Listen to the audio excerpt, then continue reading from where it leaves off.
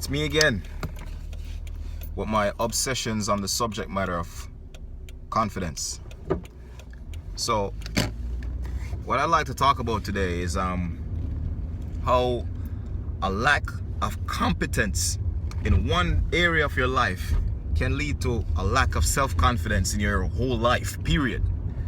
So that means we got to be very careful about what it is we are doing.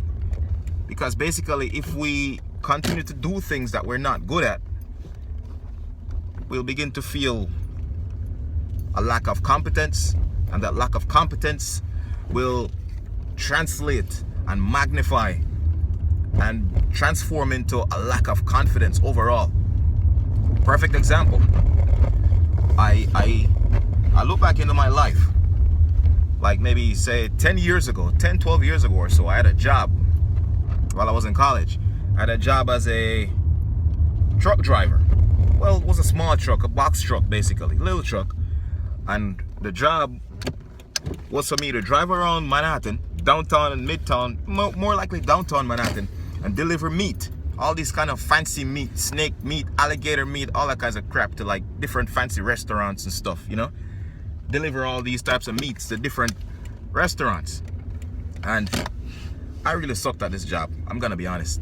I was terrible. I was the worst driver. Well, I sucked not necessarily in the fact of my driving skills. No, it wasn't the driving skills. It's just the fact that I didn't master the route of downtown Manhattan, midtown Manhattan. And at this time, GPS, forget it. We had to use paper maps. We had to go to Yahoo Maps and print out the route and all that stuff, you know? And it was very tricky.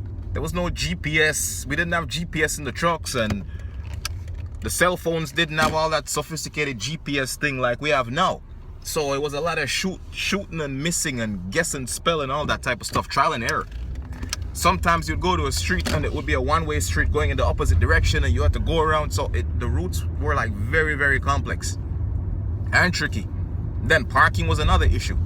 So I really sucked at this. I could hardly find my way. And the funny thing is, another embarrassing thing was, we'd leave the warehouse in New Jersey early in the morning, and Robinson, that's me, I was always the last driver back in the warehouse. I was always the last driver back, no matter how hard I tried to move fast, or I just couldn't do it. I was just terrible at this job. Totally incompetent as far as finding my way around. Now, this little bit of incompetence affected my self-esteem and affected my general confidence. The voice of incompetence in this one area, this small area, was speaking to me so loud. The negative self-talk and the self-doubt on a daily basis spoke to me so loud that it spilled over into other aspects of my life. And then I came to see that. I'm like, whoa, this job is really messing up my self-confidence, because every day I feel I'm nervous. I get back to the warehouse, I feel like crap. I'm late, I'm moving slow, can't find my way around the city. I just couldn't get it, man. I was just terrible at it. And luckily for me, I got fired from that job. They fired me. That was like a good thing that happened to me, because man, soon after that, my confidence bounced back, you know, got rid of that thing. So what I'm basically saying with this example is that we have to be very careful about what we do on a daily basis. We have to make sure that the things we are doing are things that we are good at. Or if you're not good at it, make sure it's something that you can grow to master.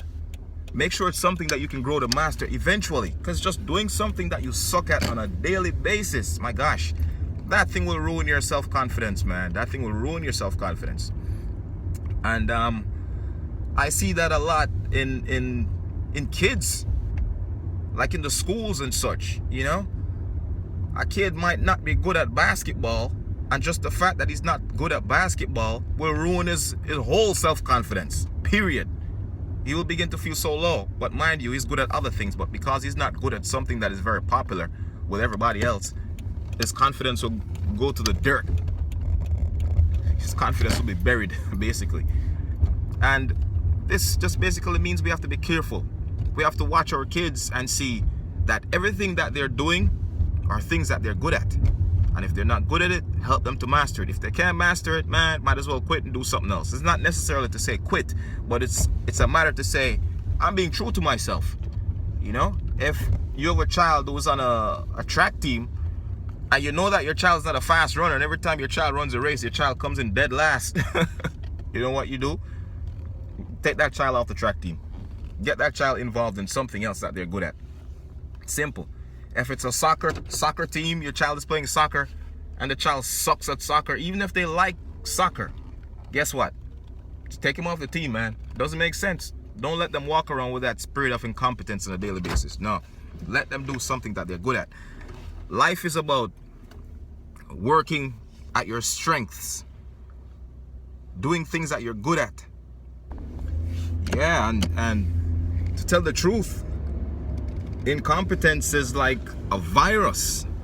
It spreads. It's like a cancer. It spreads. You know, it starts off small as one little thing, and then before you know it, it consumes your entire being with doubt and with fear and with like weakness. You know, it spreads. It's crazy. So again, man, we just gotta be very careful about what we're doing. We gotta make sure that we're doing things that stops the spread of incompetence, things that magnify us and empower us and make us feel good and make us feel strong and make us display strength. You know, that's another thing with incompetence. When you're incompetent, you're not displaying strength. And you know when you're not displaying strength, you know when you're not displaying anything that is powerful and anything that is good. You're just displaying weakness. And then when people see that, they want to treat you like dirt because they say, oh, he's incompetent. He's displaying weakness. That means he doesn't have any confidence. He's an idiot. I can take advantage of that person. Notice that. So, and the opposite is also true. When you're doing things confidently, things that you have a high degree of competence in, when you do these things, people will respect you. People will say, wow, good job. It will make you feel good. It will boost your ego. And of course, nothing is wrong with the ego being boosted. If something was wrong with the ego, then God wouldn't have given us ego. So your ego will be boosted, but not boosted on something that is stupid and superficial, but it's being boosted on something that's good, something that you're capable of doing. Your ego will be boosted on a power that you possess. So, man, the whole issue of competence is a serious, serious thing. We have to be very, very careful. We have to be very careful and pay very close attention to what it is we are good at. And again, be true to ourselves. Let's be true to ourselves. Do the things that we know we'll excel in. And anything that you know that you will not display excellence in, you find a way to figure it out. You find a way to master it. Because again, you know, mastery is an important thing, man. When you have mastery, everything becomes easier.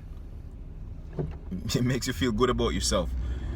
When you live life in that manner, doing the things that you're good at, and learning things and mastering things and then applying those things and doing those things that you become good at, your life becomes so easy. Your life becomes nicer. You become powerful. You begin to feel powerful because you're very competent. So again, basically your self-confidence is closely linked to your level of competence in the different things that you're doing in life.